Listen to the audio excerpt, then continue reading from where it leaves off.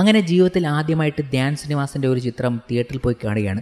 അതും first day first show. എന്താണ് അങ്ങനെ സംഭവിച്ചതെന്ന് ചോദിച്ചാൽ, വീക്കെൻഡ് സിനിമാറ്റിക് യൂണിവേഴ്സിന്റെ ഭാഗമായി ആ സിനിമാറ്റിക് യൂണിവേഴ്സിൽ വരുന്ന ഒരു സിനിമ എന്നതുകൊണ്ട് തന്നെയാണ്. ധ്യാൻ ശ്രീനിവാസന്റെ സിനിമ എന്ന് പറഞ്ഞല്ല കാണുന്നത്. ഞാൻ എൻ്റെ ട്രെയിലർ പോലും കണ്ടില്ല. പക്ഷേ സിനിമ കാണാനുള്ള പ്രേരണ വന്നത് മിന്നൽ മുരളി, നമ്മുടെ സ്വന്തം സൂപ്പർ ഹീറോയ മിന്നൽ മുരളിയുടെ സംഭവങ്ങളൊക്കെ കണക്ട് ചെയ്ത് വരാനുള്ള സാധ്യത ഈ ചിത്രത്തിൽ ഞാൻ കണ്ടു. അതുപോലെ തന്നെ ബേസിൽ ജോസഫിന്റെ സിനിമകളുടെ ഒരു കണക്ഷൻ ഉണ്ടല്ലോ, സ്ഥലങ്ങളുടെ പേരും അതും ഇതുമൊക്കെയുള്ള, നമുക്ക് കുഞ്ഞിരാമായണം മുതലുള്ള കണക്ഷൻ നമുക്ക് മിന്നൽ മുരളിയിലും കിട്ടുമായിരുന്നു. അതുപോലെ തന്നെയാണ് ധ്യാൻ ശ്രീനിവാസന്റെ ഈ ചിത്രവും സമീപിച്ചത്. എന്നാൽ അങ്ങനെയൊന്നുമല്ല, അങ്ങനെ ഒരു റെഫറൻസ് ഇതിനകത്ത് വരുന്നതായിട്ട് എവിടെയും തോന്നിയതുമില്ല. ഇതൊരു വേറിട്ട സിനിമയാണ്, ഈ സിനിമാറ്റിക് യൂണിവേഴ്സലിന്റെ തുടക്കം. ഇത് കണക്ട് ചെയ്തുകൊണ്ടുള്ള നിരവധി ചിത്രങ്ങളാണ് ഇനി വരാൻ പോകുന്നത് എന്നാണ് തോന്നുന്നത്. അതിന്റെ എൻഡ് ക്രെഡിറ്റ് സീൻ വരുമ്പോൾ എനിക്ക് തോന്നുന്നത് കണക്ട് ചെയ്യാനുള്ള പരിപാടി തന്നെയായിരിക്കും. അത് നിങ്ങൾ മറക്കാതെ കാണുക. എൻഡ് ക്രെഡിറ്റ് സീനുണ്ട്, അത് എണീറ്റ് പോകരുത്. രാഹുലും ഇന്ദ്രനിൽ എന്നിവർ രണ്ടുപേർ ചേർന്നാണ് ഇത് റൈറ്റ് ചെയ്തതും ഡയറക്റ്റ് ചെയ്തതും. ഒരു വ്യത്യസ്ത അറ്റംപ്റ്റ് ആയിരുന്നു. ഭയങ്കര ചിത്രമാണെന്ന് ചോദിച്ചാൽ അത് ഭയങ്കരമൊന്നുമല്ല, നല്ലപോലെ എടുത്തിട്ടുണ്ട്. മേക്കിംഗ് ക്വാളിറ്റിയൊക്കെ നിലനിർത്തി, നല്ല BGM-ഉം നല്ല ആക്ടിങ്ങും പുതിയ ചില മുഖങ്ങളും ഒക്കെ, അതുകൊണ്ടൊരു വെറൈറ്റി ഉണ്ട്. സോഷ്യൽ മീഡിയ അല്ലെ സൂപ്പർ താരങ്ങളെയൊക്കെ ഉപയോഗിച്ചുകൊണ്ടുള്ള ഒരു അറ്റംപ്റ്റ് നല്ലതായിട്ട് വിജയിച്ചു എന്ന് തന്നെയാണ് തോന്നുന്നത്. കാരണം അവരുടെ ഒരു കോമിക് ഫീൽ നമുക്ക് കിട്ടുന്നുണ്ട്. അവരെ നമുക്ക് അറിയാവുന്നതുകൊണ്ട് തന്നെ സിനിമയിൽ അവരെ മികച്ച രീതിയിൽ ഉപയോഗിച്ചിട്ടുണ്ട്. വലിയ റോളുണ്ടോ എന്ന് ചോദിച്ചാൽ അത്രയ്ക്ക് വലിയ റോളുകളൊന്നും അവർക്കില്ല. എന്നാലും വന്നു പോയ സംഭവങ്ങളൊക്കെ അടിപൊളിയായിട്ട് ചെയ്തിട്ടുണ്ട്. മുഴുനീള കഥാപാത്രമായി അവർ ഈ സിനിമയിൽ ഉണ്ട്. എന്നിരുന്നാലും അവരുടെ ആ ഒരു കഴിവിനെ ഏറ്റവും വലുതായിട്ട് ഉപയോഗിച്ചോ എന്ന് ചോദിച്ചാൽ ഇല്ലെന്ന് തന്നെ പറയാം. എന്നാലും കുഴപ്പമില്ല, അവരുമായിട്ടൊക്കെ തന്നെ കണക്ട് ചെയ്താണ് സിനിമ പോകുന്നത്. ധ്യാൻ ശ്രീനിവാസനാണ് നെടുംതൂണ്. പുള്ളിയുടെ ഒരു ഡിറ്റക്റ്റീവ് സ്റ്റൈലും കണ്ടുപിടുത്തങ്ങളും അതിനൊരു വേറെ തലങ്ങൾ സൃഷ്ടിക്കുന്നു. ഒരു ബുഗിമാൻ എത്തുന്നു, ആ ബുഗിമാനെ തേടിയുള്ള അന്വേഷണം, അതാരാണെന്ന് കണ്ടുപിടിക്കുന്നു. ഇതൊക്കെ തന്നെയാണ് സിനിമയുടെ പോക്ക്. പക്ഷെ അതിനൊരു സ്റ്റൈലുണ്ട്. ഞാൻ നേരത്തെ പറഞ്ഞ പോലെ ക്രൈം ഇൻവെസ്റ്റിഗേഷൻ ത്രില്ലറൊക്കെ ഇഷ്ടപ്പെടുന്നവർക്ക് ഇത് നന്നായിട്ട് ബോധിക്കും. എന്നാലും എവിടെയോ മിസ്സായ ഒരു പഞ്ചുണ്ട്. ആ പഞ്ചില്ലായ്മ ചിത്രത്തെ വല്ലാതെ ബാധിച്ചു എന്നാണ് എനിക്ക് തോന്നുന്നത്. പിന്നെ ഒരു ഓളമുള്ള തിയേറ്ററിലൊക്കെ കയറിയ നല്ലൊരു അനുഭവമായിരിക്കും ചിത്രം. ഒരു സൈലന്റ് ആയ ഓഡിയൻസിൻ്റെ കൂട്ടത്തിൽ ഇരുന്നാൽ ചിലപ്പം സിനിമയും സൈലന്റ് ആവും, നമ്മളും സൈലന്റ് ആവും. അങ്ങനെ ഓളം ഉണ്ടാക്കാൻ പറ്റിയ സന്ദർഭങ്ങൾ ഉണ്ടോ എന്ന് ചോദിച്ചാൽ അതും ഇല്ല എന്ന് വേണമെങ്കിൽ പറയാം. നല്ല കോമഡിയൊക്കെ ശ്രമിച്ചിട്ടുണ്ട് ചിത്രത്തിൽ. തുടക്കം മുതലേ നല്ലപോലെ കോമഡിയൊക്കെ പറഞ്ഞുകൊണ്ടാണ് തുടങ്ങുന്നത്. പക്ഷെ ലൈറ്റഡ് കോമഡികളാണ്, വലിയൊരു പൊട്ടിച്ചിരിയൊന്നും സമ്മാനിക്കുന്ന കോമഡികളല്ല പറയുന്നത്. ലൈറ്റായിട്ട് നമുക്ക് ചിരിച്ചു പോകാം. കോട്ടൻ നസീറും ഒക്കെ തുടക്കം മുതലേ കോമഡി പറഞ്ഞു പോകുന്നുണ്ട്. കൊലപാതകങ്ങളും ഒക്കെ നടക്കുമ്പോഴും വലിയൊരു സീരിയസ് സംഭവമായിട്ട് നമുക്ക് ഫീൽ ചെയ്യത്തില്ല. അതാണ് സിനിമയുടെ ഒരു മറ്റൊരു വശം. ഒരു സൈക്കോ കില്ലറൊക്കെ നമ്മുടെ മുന്നിലേക്ക് വന്നു കഴിഞ്ഞാൽ അതിൻ്റെ ഒരു ബ്രൂട്ടാലിറ്റി നമുക്ക് പേടിപ്പെടുത്തുമല്ലോ, ആ ഒരു സംഭവം. ഇവിടെ നമുക്ക് ലൈറ്റായിട്ടാണ് തോന്നുന്നത്. ഒരു കോമിക് ഫിലിം കണ്ട് അതിനകത്തൊരു കൊലപാതകം വരിക എന്നൊക്കെ പറയുമ്പോൾ ആ ഒരു മൂഡിലേ നമ്മൾ ഇതും സഞ്ചരിക്കത്തുള്ളൂ. അതുകൊണ്ടായിരിക്കും ചിലപ്പം ഒരു ലൈറ്റായിട്ട് തോന്നിയത്, ഒരു പഞ്ചില്ലായ്മ തോന്നിയത്. അല്ലാത്ത പക്ഷം ഗംഭീരമായിട്ടാണ് അതിൻ്റെ ഒരു പോക്കും.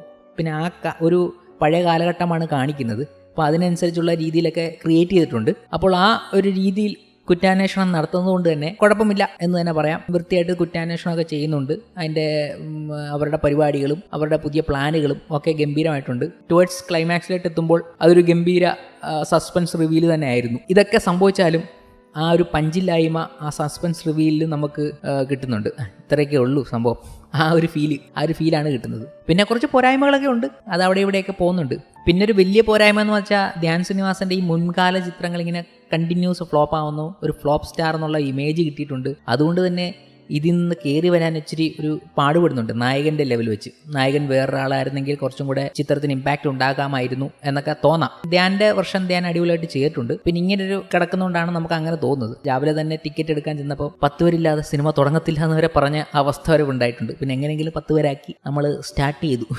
അതൊക്കെയാണ് സിനിമയ്ക്ക് വരുന്ന ഒരു നെഗറ്റീവ് ഇമ്പാക്റ്റ്. പിന്നെ ചിത്രത്തിൽ വന്നവരൊക്കെ ഗംഭീരമായിട്ട് ചെയ്തിട്ടുണ്ട്. പുതിയ പിള്ളേരൊക്കെ അടിപൊളിയായിട്ട് കൈകാര്യം ചെയ്തിട്ടുണ്ട്. അവരുടെ ചില കോമിക് സാധനങ്ങളൊക്കെ അടിപൊളിയായിട്ട് നമ്മൾ വർക്കൗട്ടായി. വലിയ ചിരികൾ ഉണ്ടാക്കിയില്ലെങ്കിലും കുഞ്ഞു ചിരികളൊക്കെ അവിടെ ഇവിടെയൊക്കെ ഉണ്ടാക്കി പോകുന്നുണ്ട്. പിന്നെ ധ്യാൻ ശ്രീനിവാസന്റെ പ്രകടനവും കുഴപ്പമില്ലായിരുന്നു. പിന്നെ ചിത്രത്തിൽ എവിടെ നോക്കിയാലും ഫുഡ് കഴിക്കുന്ന സീൻ കാണിക്കുന്നുണ്ട്. ഫുഡ് കഴിക്കുന്നത് പക്ഷേ കഞ്ഞി മാത്രമേ ഉള്ളൂ. എല്ലാവർക്കും കഞ്ഞി. ഒരു കഞ്ഞിപ്പടം കഞ്ഞി അങ്ങനല്ല, ഫുഡ് കഴിക്കുന്നത് ഫുള്ളും കഞ്ഞിയാണ്. ആ നാട്ടിൽ കഞ്ഞിയേ ഉള്ളൂ എന്നാണ് തോന്നുന്നത്. വേറെ ഡിഷൊന്നും ഉണ്ടാക്കാൻ അറിയത്തില്ലെന്ന് തോന്നുന്നു. അങ്ങനെ കുറച്ച് ഒരു വെറൈറ്റി സംഭവങ്ങളൊക്കെ അതിനകത്തുണ്ട്. അതെന്താന്ന് പറഞ്ഞിട്ട് എനിക്ക് വേറെ ചോറൊന്നും ഉണ്ടാക്കി കഴിക്കാൻ അറിയത്തില്ലെന്ന് തോന്നുന്നു. എനിക്കറിയത്തില്ല. ഫുള്ളും കഞ്ഞിയായിരുന്നു. കഞ്ഞിയുടെ പരിപാടിയുള്ളായിരുന്നു. അത് നമ്മുടെ നോട്ടബിളാണ്. അത് നമ്മൾ ഇത് ഇവിടെ കഞ്ഞി മാത്രമേ ഉള്ളൂ, ഈ നാട്ടിൽ കഞ്ഞി മാത്രമേ ഉള്ളൂ എന്ന് ചോദിക്കുന്ന ഒരു സ്ഥിതിയിലേക്ക് പോകുന്നുണ്ട്. ഒരു കുറ്റാന്വേഷണ പടമാണ്. അപ്പം നമ്മളും ഒരു കുറ്റാന്വേഷകനെ പോലെ ചിന്തിച്ച് തുടങ്ങിയാൽ നമുക്കിതൊക്കെ കണ്ടുപിടിക്കാൻ പറ്റും. അല്ല, കണ്ടുപിടിക്കാനല്ല, അതൊക്കെ അറിയാൻ പറ്റും, നമുക്ക് കാണുമല്ലോ, കൺമുന്നിൽ അത് കാണിക്കുകയാണ്. കഞ്ഞി. അപ്പോൾ എല്ലായിടും നോക്കുമ്പോൾ കോട്ടൻ നസീറാണെങ്കിൽ ആദ്യം മുതൽ അവസാനം വരെ കഞ്ഞി കുടിക്കുന്നതാണ്. ഇനി ഇടയ്ക്ക് എന്തോ ഒരു ചിക്കൻ ഫ്രൈ കഴിക്കുന്നുണ്ട്, അത്രയേ ഉള്ളൂ. അത് മാത്രമാണ് അതിനകത്ത് വന്നു പോകുന്ന ഒരു വല്ലാത്തൊരിത്. എന്നാലും അത് മനഃപൂർവ്വം ചെയ്താണോ എന്നൊരു സംശയമുണ്ട്, നമ്മളെ കൊണ്ട് ഇങ്ങനെ പറയിപ്പിക്കാൻ വേണ്ടിയിട്ട്.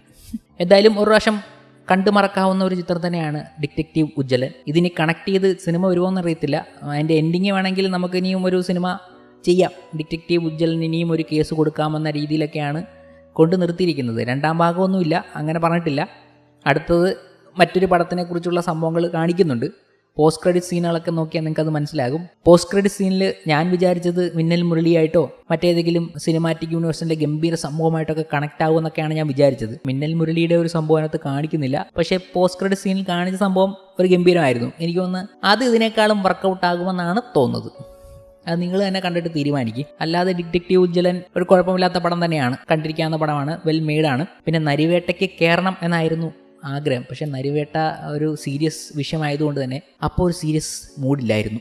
ഇല്ലായിരുന്നെങ്കിൽ അത് കയറി കാണാമായിരുന്നു. അതുകൊണ്ടാണ് ഒരു ലൈറ്റ് ഹാർട്ടഡ് ഡിറ്റക്റ്റീവ് ഉജ്ജ്വലൻ തന്നെ കാണാമെന്ന് വിചാരിച്ചത്. അത് ലൈറ്റ് ഹാർട്ടഡ് തന്നെയാണ്, ഭയങ്കര സീരിയസ് സംഭവമായി മാറിയില്ല. എന്നാലും സീരിയസ് സംഭവമാണ് കണ്ടുപിടിക്കാനൊക്കെ പോകുന്നത്. അത് വലിയൊരു സീരിയസ് ആയിട്ട് നമുക്ക് ഫീൽ ചെയ്തില്ല. അതൊക്കെ ആയിരിക്കാം പഞ്ച് കുറഞ്ഞു പോയെന്ന് തോന്നിയത്. ഇനിയൊക്കെ നിങ്ങൾ കണ്ടിട്ട് തീരുമാനിക്കും. സംഭവം ഇങ്ങനെയൊക്കെയാണ്.